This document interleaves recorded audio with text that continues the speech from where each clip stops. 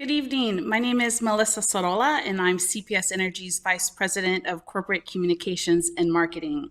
Oprime estrella cero ahora para escuchar en español. Thank you for joining us this evening for this interactive town hall where we're going to give you some updates about CPS Energy and answer your questions. Joining us tonight, we'll have Rudy Garza, who's our President and CEO, Deanna Hardwick, our Chief Customer Strategy Officer, and Corey Kaczynski, our CFO, our Chief Financial Officer. For those of you joining us on your cell phone, you can press *8 to receive the streaming video link. You can also watch us on Facebook or on our website at cpsenergy.com. If you have a question, you can press *3 on your phone keypad at any time, and you'll be placed in line to speak with a member of our team. When you hear your name, you'll be live on the call and be able to ask your question directly to our team members. If you're participating in the live stream, you can enter your name and questions below the streaming player. And on Facebook, you can simply leave your question there, and we're going to try to get to as many questions as we can. We really do hope that you join our discussion. We have a lot to cover tonight, so we'll get started, and I'm going to turn it over to our President and CEO, Rudy Garza. Well, thank you, Melissa, and welcome to our virtual town hall. It's been a while since we've done one of these, but we're excited to be back with you today, and we have a lot of really good information from some of our key leaders at CPS Energy that we're going to talk with you tonight. It's no secret that we're in the midst of another really hot summer, and we're focused at CPS Energy right now on doing our jobs, keeping the power flowing, keeping our gas flowing, and ensuring you have the energy that you need to run your lives on a daily basis. I want to thank the CPS Energy team for their continued effort in the field of keeping all of our infrastructure going. And so far, it's been a really great summer for our team, and we really appreciate our customers and all the feedback we get on a daily basis. Tonight, you've got so many things that you can do during this time of the evening. We are trying every way we possibly can to connect with our customers, whether it's the events that we do on a daily basis, our board meetings on a monthly basis, and the public comment we receive there. We're now doing quarterly public input sessions in the evenings after our board meetings that our chair, Janie Gonzalez, has asked us to facilitate. And we're back to the Tele town halls. And so we're really trying to engage you all in every way we possibly can. Over the next hour, we're going to cover a lot of topics. Primarily, we're going to talk about summer conservation tips and our campaigns to get information in your hands so that you can do what you do each and every day to manage how you use energy and help us through the summer. Every little bit counts. The cheapest form of energy is that energy that you don't use in your own homes, making good decisions about the timing of when you do certain things. And so for all the customers who are proactive every day during the summertime, especially on days like today, which are up over 100 degrees, we just thank you for being good partners. We're a community-owned utility, and every little bit helps, and that every little bit helps keep rates affordable. So tonight we're going to spend some time talking about how we work with you all to conserve energy during the summer months. We're also going to talk about the importance of customer billing assistance. A lot of customers in San Antonio need help, especially when it gets hot like this. Deanna Hardwick, our Chief Customer Strategy Officer, is going to spend some time tonight talking about all the ways that you can reach out to CPS Energy, that we reach out to you to try to connect you with the assistance that our customers so desperately need in San Antonio. Again, our commitment to you all as our customers is to be open, to be transparent, to be accountable. And so events like tonight are really just the transition that we've been over the last couple of years, which I think we've come a long way, over the last couple of years with how we connect with our community, is just to ensure that we're doing everything we can to communicate with our customers each and every day. We're also going to talk a little bit tonight about all the community investments that we're making. We've gotten a lot of feedback from customers on the things that you all have told us are important to you. Things like investing in our climate action and adaptation plan and the things CPS Energy can do to help meet some of our community goals in that regard. We got a generation plan that the Rate Advisory Committee and that our board has weighed in on. We got investments to make to transition our generation fleet into the generation fleet of the future, and all the other great things that we've got going on that are really going to pivot us, into the future. I say it all the time, and I'll repeat it again tonight.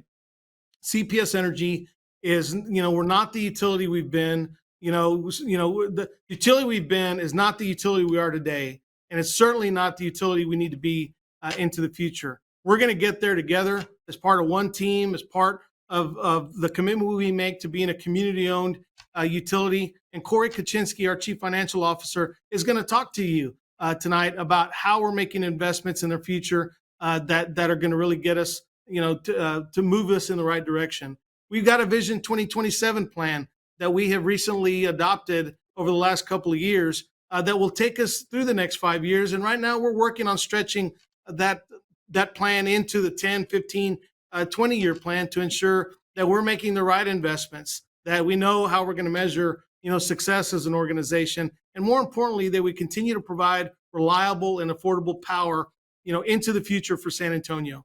We're a growing community, and so investment in infrastructure in every regard, whether it's roads, whether it's utility infrastructure, whether it's water, we have got to be thoughtful about the investments that this community needs to make in ourselves as one of the fastest growing, communities in the country. So with that, I really appreciate you all being with us tonight. We're going to try to get us to as many questions as we possibly can. If you have something that's on your mind, please, weigh in and ask the questions. We're going to be with you tonight for over the next hour. And I just want to thank you again for being with us and for being our customers. We're going to get through this summer together, and we're going to continue to work to be in the best utility here at CPS Energy that we can possibly be. So thank you. And Melissa, with that, I'll pass it back to you. Thanks, Rudy. And again, if you're just joining us on your cell phone, you can press *8 to receive the streaming video link. You can also watch this on our website at cpsenergy.com or on Facebook. If you have a question, you can press *3 on your phone keypad at any time, and you'll be placed in line to speak with a member of our team. After that, the next time you hear your name, you'll be live on the call and be able to ask your question directly. If you're on the live stream on our website, or if you're on Facebook, you can leave comments there as well, because we're going to be monitoring those, and we're going to try to get to, again, as many questions as we can. As Rudy mentioned, we know it's pretty hot outside, and we are doing a lot from a communication standpoint to make sure that you have information you need to save some energy this summer and control that energy use in your bill. A lot of tips on our website. You can go to that and visit the energy savings tip. We're also in the second season of using our color-coded energy conservation campaign, and I'll flash this out for everybody because I want everybody to be able to look in their bills this July. You'll get a printout of all the tips that we have related to summer conservation and things that you can do during these different color-coded days. So there's a lot of different communications materials out there, from billboards to radio to TV. I do want to point out the orange and the red alerts. Those will be called only if ERCOT has called some grid emergencies. So that's what those are. But we do also want to remind everybody to sign up for energy emergency alerts. You can do that on our website, or you can do that by talking to any of our energy advisors, so we can reach out to you in case there is an energy emergency. Just really quickly too, I'll give you the top 5 key tips for summer energy conservation. The first one, of course, is your thermostat. There's little things we can do, like raising it a few degrees, especially if you're not in the home. You don't want to cool off your home if nobody's there. So if it's safe to do so, please do that. You can also use programmable or smart thermostats. Maintaining your cooling system. Regularly clean those air filters. I know I have to remind myself to do that as well. Make sure those vents are unobstructive. And you can also qualify for an AC tune-up from CPS Energy. So go to our website and look for that. Ceiling fans are another great tip, but remember, fans cool off people. They don't cool off rooms. So when you're not in the room, you can turn that fan off to save some energy there. And also a summer tip is make sure those fans are running counterclockwise. That'll optimize the cooling.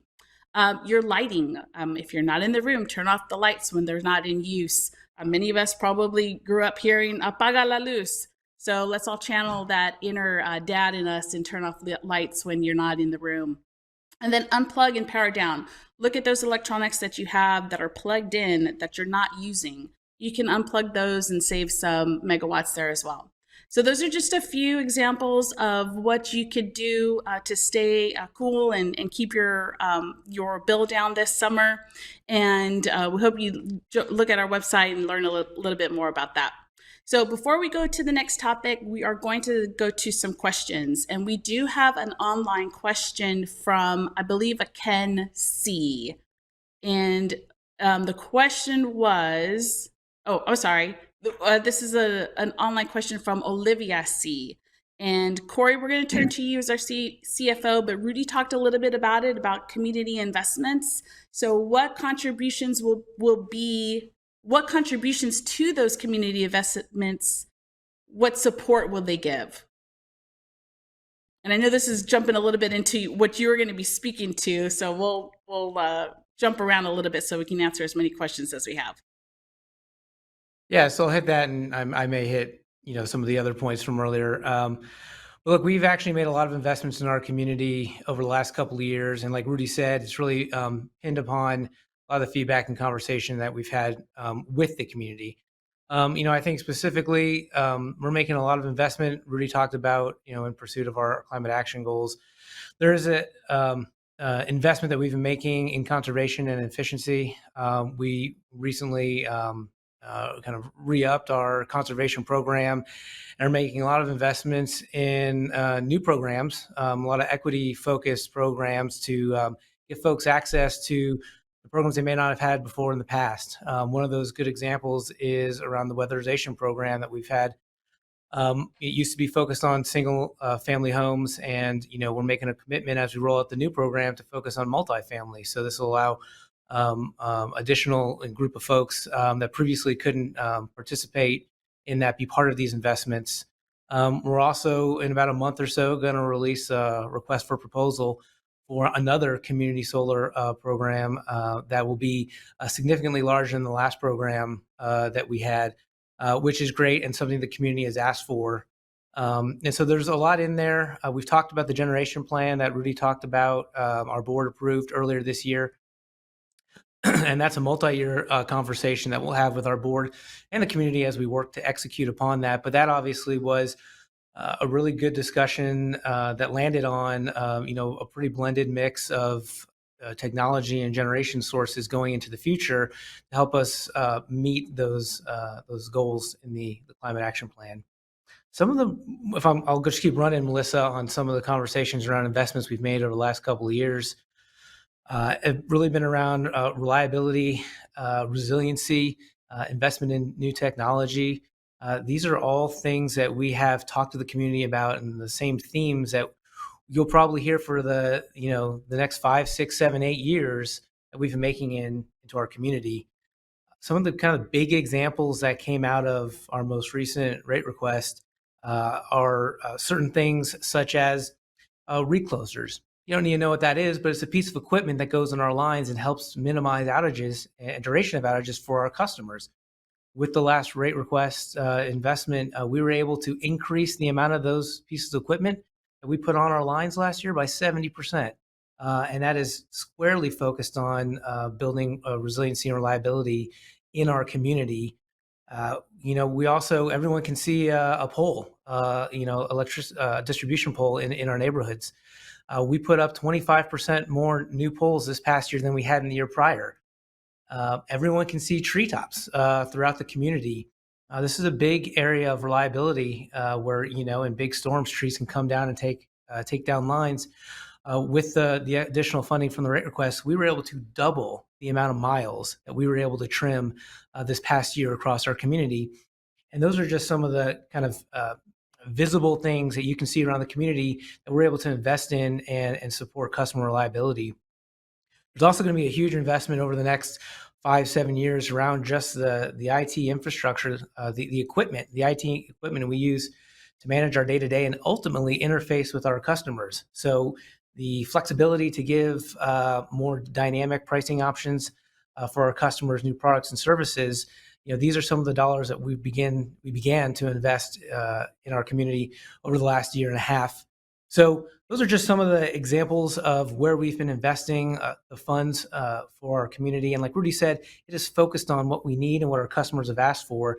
And hopefully, if you have an opportunity as a customer, check out all the available programs online we have. We have dozens and dozens of programs for folks to take part in and help to the theme of reducing your bill, help manage your usage and tips and so forth. So anyways, hopefully that covers a wide range of things, Melissa, but happy to answer more. Yeah, thanks, Corey. We will definitely come back to you. And that's a great segue to Deanna, who's our Chief Customer Strategy Officer. And Deanna, Corey talked about the customer programs. Talk to us a little bit more about what customers can do and how we can help them this summer. Absolutely. And thank you, Melissa. As customers, we know that you have a variety of needs for your home, for your businesses, and we have so many different options that we can have offered to you, no matter what your unique situation is. At CPS Energy, we understand that managing your energy bills can sometimes be challenging, and there's changes in temperatures, as Rudy mentioned, and with everything else you're trying to do for your family, we know that you need help, and we're here to support you. We are committed to ensure that everyone has access to resources and assistance when you need it. And so we are here to be flexible, understanding, and offer compassion to find whatever those solutions may be to help you. One thing I'm very proud of is being a part of this community here in San Antonio. And one thing that makes our culture here so special is that sense of community and that we work together no matter what to help those that need it. And as your community utility, we work with so many local organizations and nonprofits across our city to assist customers who are eligible or who are experiencing some type of difficulty in paying their bill. And we'll find a way to help identify the resources that can help with whatever you need in your household. In fact, just last year with our partners across the community, we were able to connect over $80 million in just energy bill assistance alone. On top of that, we have flexible payment plan options. This is no interest. And if you just need a couple more days or even just a period of months, 6 months, 12 months, whatever that may be, we will help find that solution. We do whatever we can to support our customers, and that includes having online solutions. So we do have a portal called Manage My Account. You can go to cpsenergy.com/MMA. And this is a convenient way to log on and see your bill, to find ways to save on your account, as well as to be able to see how you're using your energy. You can set up payment arrangements, and you can also go ahead and make a payment if you'd like. But visit us online, or if you don't have access, just call us. We have a lot of customer service representatives, and they're trained to address whatever your needs are. It's to be a personalized assistant option for you, and we'll find whatever financial relief that we can to help support you. And in order to do that, all you have to do is call us at 210-353-2222. And as I mentioned, we have so many options to help our friends and family across the community. And one of those programs is called our Energy Angels. With Energy Angels program, if you know a friend or a family member that is struggling to pay their energy bill, you can pay any amount of a customer's bill to a specific customer of your choice. Or if you just want to contribute towards a general assistance fund, we do have a residential energy assistance partnership. It's called REAP, and you can just go online and make a donation.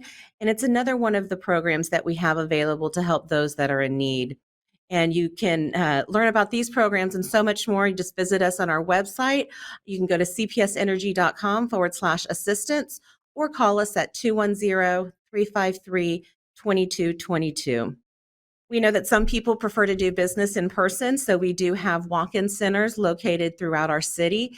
And again, that's just for those people who prefer to talk and get assistance in person. Again, we're doing everything that we can to help support you and whatever your needs may be.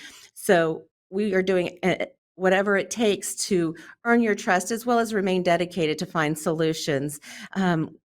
Another great thing about our community is that we have a great city and county partners, and every single one of our nearly 200 organizations that we work with, including nonprofit agencies, come together to help our community. We know that we can't do this alone, and we will find whatever we can to help support you. Melissa, back to you. Thanks, Deanna. Don't go too far because we have our first live caller, and this question we're going to send over to you. So we have Patricia C. on the line. So Patricia, we're going to take you off mute, and if you could ask the question for Deanna. Yes. Hello? Yes, we can hear you, Hi, Patricia. Patricia. Oh, I'm sorry. Yes, I have a house that's unusual. I have a huge wraparound attic, and my husband passed away in December. He was working on insulating it better, payday to payday. I heard there was a program. I think the man told me the name of it was Casa Verde that might help me get my attic insulated, because I know I lose a lot of power and heat and air conditioning through my attic. It's humongous. Well, Patricia, first off, I want to say I'm sorry for your loss with your husband, and it sounded Thank like he you. had started some really great work in the attic, and we'd love to be able to take a look to see if there's something we can do to help with that through our Casa Verde program. If you would stay on the line, I'd love to get your information and have one of our representatives follow up with you to do a home assessment to get some information to see if you qualify for Casa Verde, and also just find other ways that we can offer to help save energy for you on your bill. Thank you, Patricia. And hang tight because we're going to get your information so we can reach out to have someone help you. We are going to go to another live caller very soon. But I just want to remind everybody, if you do have a question, you can press *3. We'll also be taking questions from Facebook and our website. So next we're going to go to Edna. Edna, you're going to be on the line and you can ask your question of our team. All right, thank you. Should I go ahead and tell you now? Yes, ma'am, please do. Okay. I have a couple of them. I don't know if I'm able to ask both. But the Sure. first one I was asking was, I have been doing the laundry, washing my clothes during the day in the morning hours, and then just waiting, and then in the evening hours we put them in the dryer and dry them in the evening. Does that save a lot of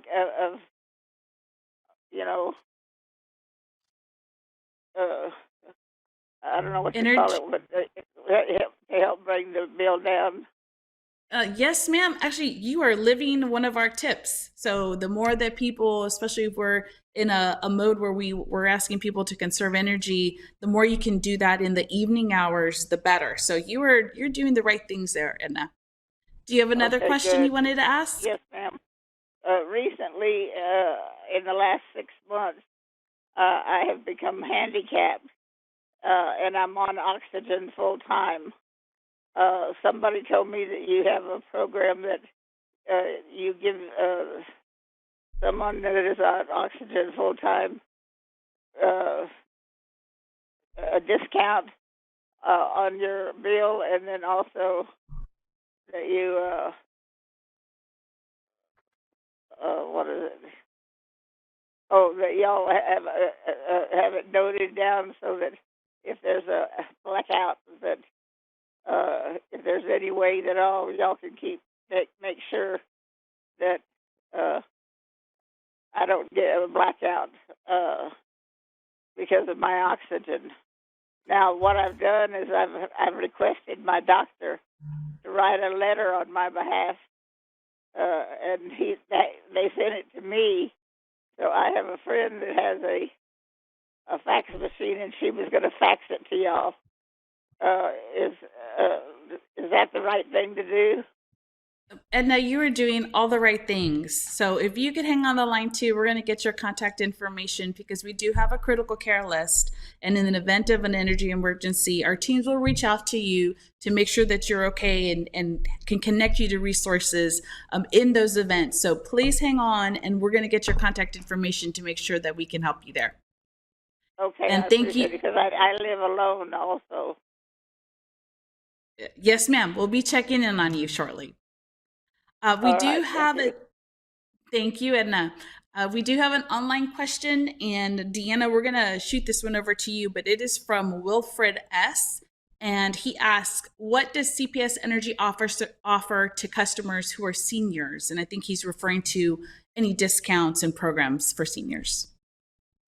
Thank you, Melissa. And yes, we do have a variety of programs available for seniors.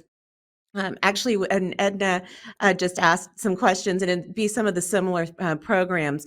Potentially, as seniors, we do have a senior billing program, which gives you additional time. We know that some seniors can be on a fixed income, and you only get paid certain times of the month. So that allows you to give you a little bit more flexibility in how you pay. We also have a late fee program waiver that allows us to be able to waive late fees that you might incur because of any sequencing or timing that your fixed income might put you in. And then lastly, depending on income and a few other things, you may also qualify for our affordability discount program. And we might also be able to connect you with additional resources. If you go to cpsenergy.com/assistance, we do have information listed in terms of senior citizen discount programs. Or if you'd like to stay on the line, we can get your information and have one of our representatives follow up with you and see if we can get you signed up for everything that we've got. Thanks, Deanna. That's a great reminder about not only the resources we have online, and you mentioned too our walk-in centers, but we also have events throughout the community year-round that anyone can come and ask for help. And we have a dedicated customer response unit that are ready to help our team, our customers all the time. We also have another opportunity for folks to come and visit us in person. We will be hosting an open house on Wednesday, July 26th at our headquarters at 500 McCullough. That's downtown. We have plenty of free parking for everybody, but we'll have two sessions, one in the morning from 9:30 to 11:30 and one in the evening from 5:30 to 7:30. So during these open houses, we have a variety of our team members that are there that talking about everything from how we make power, our conservation tips, and then also connecting you to resources to help you out on your bills. So please join us for that. I think they flashed up the date there. We hope you can join us on the 26th. We are going to go to another online question, and that comes from Melody H. And she referenced a community event that we just held the other weekend at Gamado Park. And she's asking where that schedule of events is. So if you go to our website, you can go to those directly at cpsenergy.com/events.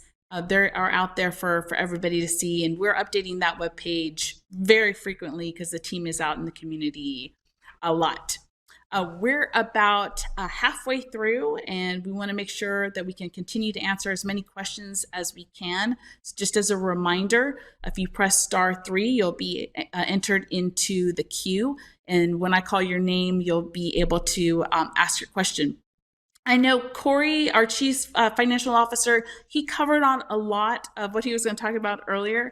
But Corey, I did want to take it back to you just really quickly to see if there's anything else you wanted to add during tonight's town hall.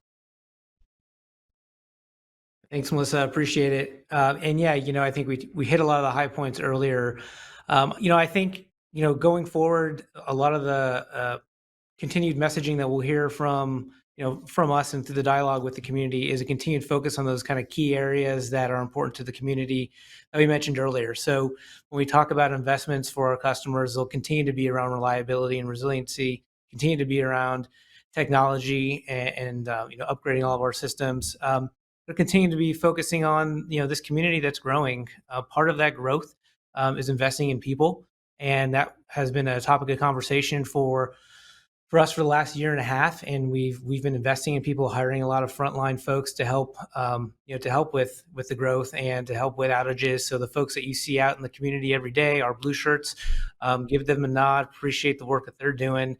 You'll continue to see investment in that staffing to help with the growth that we're seeing in the city. As everyone knows, the city is growing incredibly fast. One of the fastest in the country. So that continues to be part of where we'll see the investment. I think the thing I'd stress, I mentioned it just briefly earlier, is the runway for investing in new technology. I think is really exciting, because when we get to the other end of that, we'll be able to take systems that were 20 plus years old, which is quite old for technology, and really be able to offer even more customer programs or products that we haven't before in the past. Indiana, mentioned a lot, but there's even more that we can do. So from a customer perspective, I think that's exciting. As you listen to us going forward in discussions with our board, city council, and so forth, these are the things to listen for. These are the things to ask questions about. But a lot more to come, Melissa. So appreciate the opportunity. Yeah, thank you, Corey. And again, tonight's town hall is just another example of just the year-round public input opportunities that we have. We've also recently launched a customer survey that we're asking your thoughts on the value that we provide to you and what is important to you for our community's future. Rudy talked about that a little bit too at the beginning, right? We are preparing for the future, and we're transforming to serve our community going forward. So if you visit our new public input tool, it's called CPS Energy, publicinput.com. We'll flash that information up on the screen. I see a QR code up there now, but we invite you to take that survey. That'll be open through the end of August. We will move on to some more questions. We have some online questions. And again, just as a reminder, you can press *3 to be put into a queue to ask your question live. Of course, we're taking questions from our website and from Facebook as well. We talked about it being very hot. There's still a lot of news in the area about our grid and the Texas grid. So Rudy, I'm actually going to turn to you a little bit, and Corey, if you want to tag team this here, maybe at the end. But Monica online is asking, what's being done about our power grid? So Rudy, I'll turn it to you. Well, thank you, and great question. That is the question of the day: is Texas having, doing the things that we need to do to harden our infrastructure and to ensure that our grid can manage through these really hot days. Yesterday, we set a new demand record in ERCOT, 81,351 megawatts, which is a big number. And this has been something going all the way back to Winter Storm Uri. That the Texas legislature has been focused on. The Public Utility Commission has been doing some work. Of course, ERCOT and the huge job that ERCOT has to do to ensure that they're managing it all in a way that is going to allow our grid to be as reliable as we need it to be. So there's been a lot of activity at the state legislature over the last couple of legislative sessions that have made incremental progress. The energy was one of the hottest topics of this last legislative session. And I think ERCOT, by and large, has made a ton of progress over the last couple of years to do what they can to create some additional capacity. They've made some market tweaks that send the right price signals so that, when it gets really hot or really cold and we need the power, that we're getting plants back online and efficiently, and that we're putting them to work when our customers need it. So I feel confident that our grid operator in about 90% of the state of Texas, ERCOT, has done a lot of really good things to move us in the right direction. I will tell you that the key to being able to serve our state over the long term is going to be additional capacity. Renewables are part of the mix. That they really are filling the gap in between, for what we need to be able to maintain a reliable system this summer. Solar in particular has been huge. Every day we're seeing 10, 11, 12,000 megawatts of solar capacity, which is why diversity in our resource mix is so important. We got to get some more gas plants built. We got to enable battery storage technology, which is a new technology, but it's a technology that's developing that will allow us to make renewables look a lot more like natural gas plants, so that when we need the power, we can hit a button and put that power back onto the grid as we discharge those batteries. So the policy making has really moved in the direction of ensuring that we're getting dispatchable generation built along with the natural progression of renewables in the ERCOT market. So I think, so far so good this summer. Our plants are running. All of our plants are running. Obviously you get little issues here and there, but our fleet has performed really, really well over the course of the summer. So not only do we have the power we need to power, San Antonio through the hottest part of the summer, but we've even got some additional capacity that we're able to put back onto the market when prices are right, and we can bring some wholesale revenue back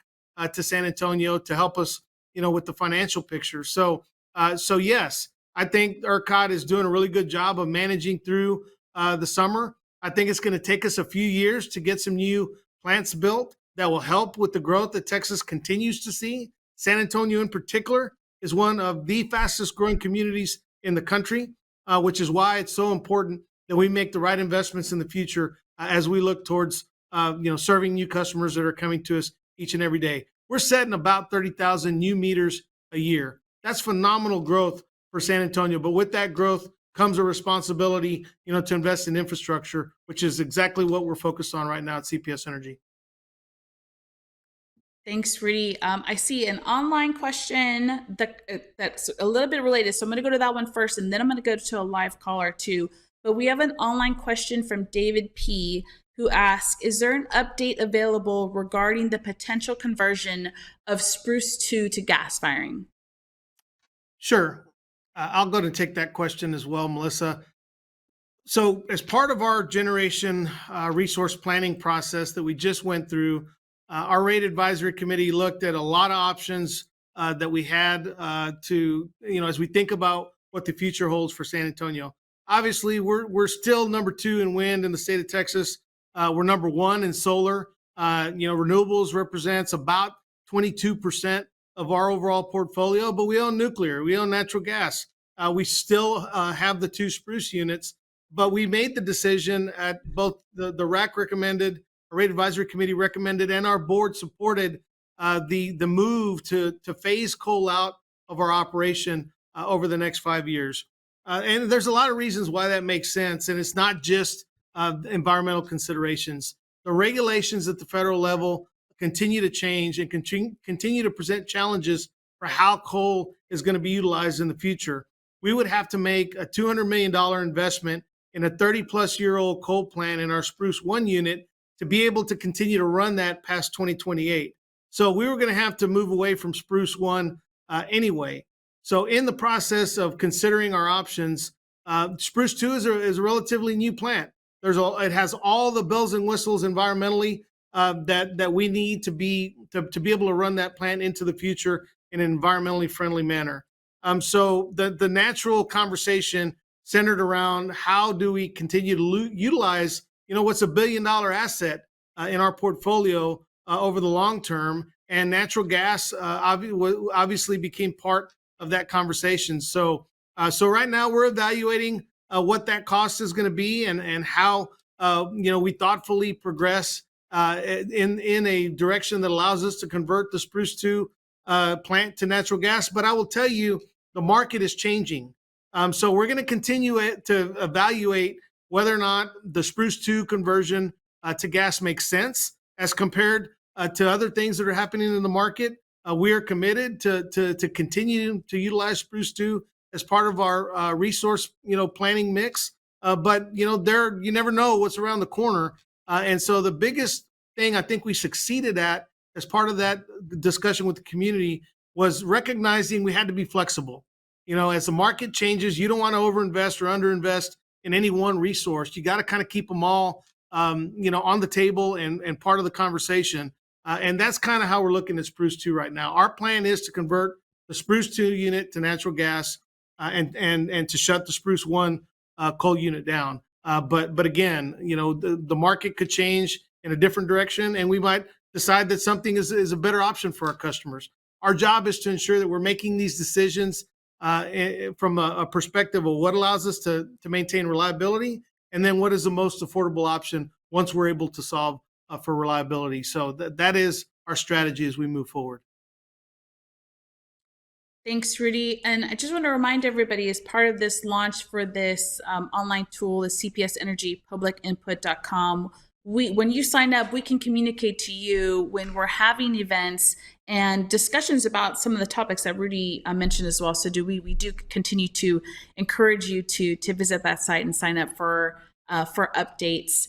We did have a couple of comments online related to senior programs, and just want those folks to know that we will be reaching out to you for more information about those programs.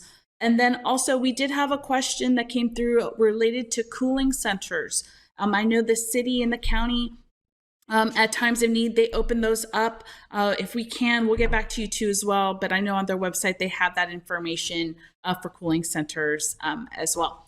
So we have another online question, and that's from Ken C. And Corey, I'm going to go to you on this one. And Ken asked, will you be doing more community solar programs? Yeah, it's a great question, Melissa, and the answer is yes. I mentioned very briefly earlier, we're doing another request for proposal, asking vendors to put bids together for us, because we do want to launch another program. We'll probably be putting that out in the next month or so to get the RFP out, and then later this year we'll be able to stand up a program. We expect it to be significantly larger than the last one. It was very popular.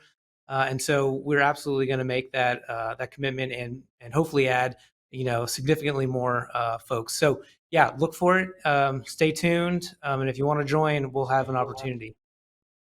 Melissa, I've got something I want to add real quick on that topic.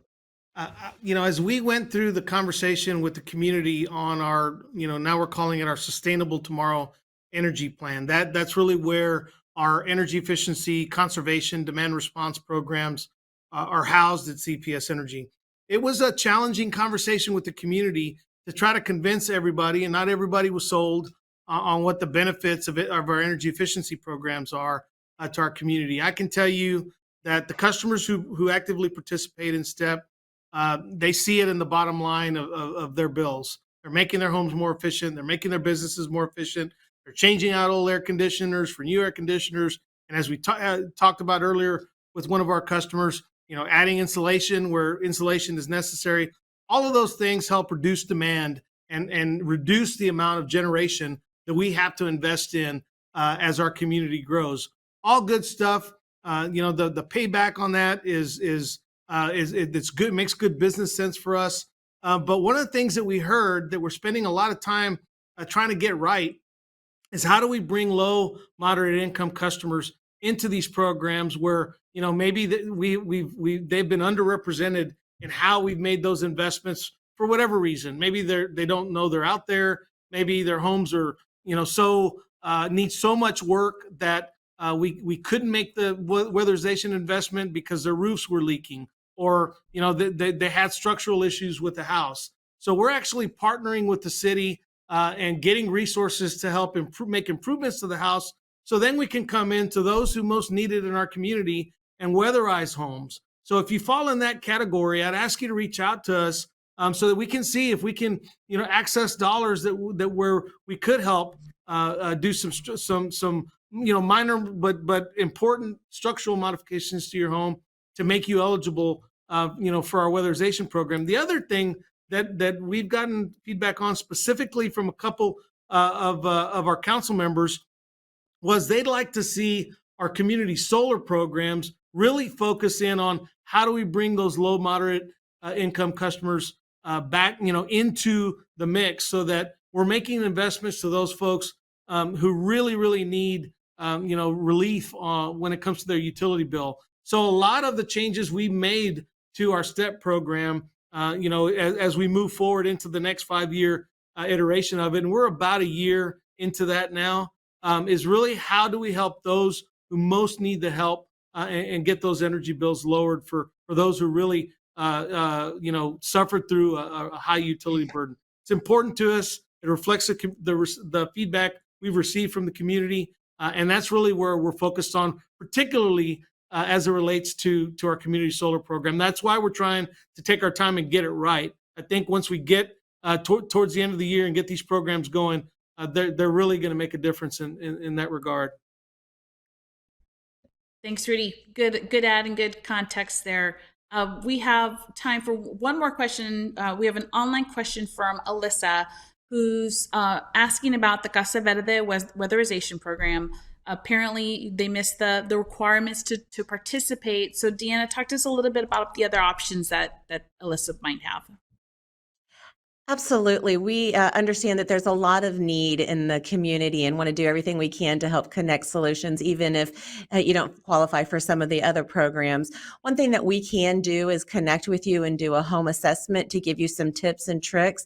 Some of the simple ones Melissa mentioned for, things to do with changing turning on your fans, is when to run your laundry, wash your laundry and dry your laundry, but other things that you can do around the house that really can help you with weatherization is some attic installation, looking at wall installation, even looking at sealing around the windows, or just quickly replacing the light bulbs with LEDs. And we do offer some rebates on our website, or you can call us. So if you go to cpsenergy.com, we do have ways to save, as well as you can call us at 210-353-2222.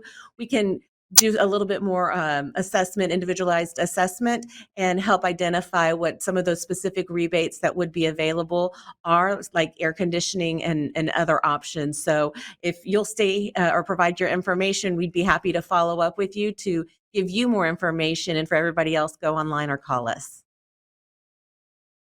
Thanks, Deanna. Lots of good stuff on our website, but of course, as she mentioned, 210-353-2222. Give us a call and we'll be sure to help you out. We're coming to the end of our program, and Rudy, I will turn it over to you for some closing thoughts, and then I'll wrap it up with just some housekeeping. Well, first off, I want to thank everybody for their engagement tonight, whether it's online or over the phone. You're asking the right questions. You're focused in the right space. We do everything we can each and every day to be the best utility company we can possibly be for San Antonio. Nobody takes it harder than, our team, our 3,400, strong, family of CPS Energy employees that are out there in the cold and the rain and the heat. When everybody else is tucked in, to their homes trying to get out of the elements, our folks, are out there ensuring that we're keeping the lights on and the gas flowing. And so the job we do for you is important. We've got one of the best teams in the utility industry. We are one of the best utilities in the industry. But what we aspire to be is the best utility we can be for San Antonio. And the way that we get there is we have conversations with our customers. We seek to understand the expectations that you have of us, and we do the best we can to deliver on those expectations each and every day. So that is a reason. That's the only driver of why we do events like tonight, is to give you all a chance to engage with us directly, to tell us what you think and to ask questions and to allow us to dialogue with you in a way that hopefully meets your needs. So again, I want to thank the team tonight, Melissa, Deanna, Corey, for being here with us to answer questions and to provide the information that we think is timely. But if you have other things that you're interested in, whether it's through our online survey, you send us, you engage with us online through your Manage My Account, chat system, or however you do that online, or whether you show up to one of our public input sessions. I would just encourage you, if you've got something good or bad to say about the job that we're doing, we want to hear it. We want to know your opinion so that we can, do everything we can possibly do to do better and to be the best that we can be. And it all comes down, to ensuring that we got the right team. And I can assure you that we've got some of the best folks in San Antonio working at CPS Energy that are on the job 24/7, 365, focused on being what we need to be for you, our customers, and for our community. So thank you for being with us tonight. And we look forward to continuing to find ways to engage with you in the future. So thank you, Melissa. Thank you, Rudy and Corey and Deanna. And just as a reminder, the next opportunity to meet with us in person is at our open house on July 26th. That is at our headquarters at 500 McCullough.